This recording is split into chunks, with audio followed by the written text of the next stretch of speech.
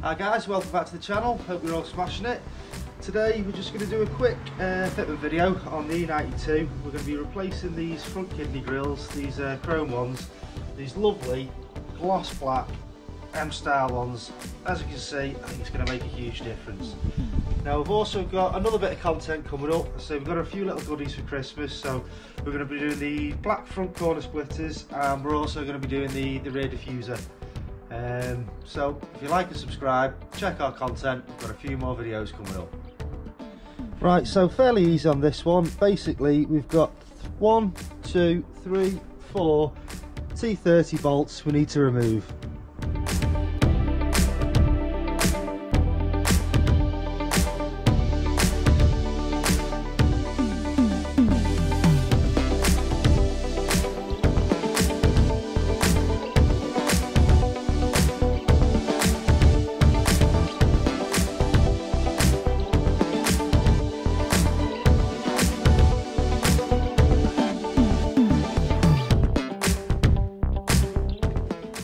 Right, once we've done that, that allows us to pull the bumper forwards and actually get access to the back of the grills.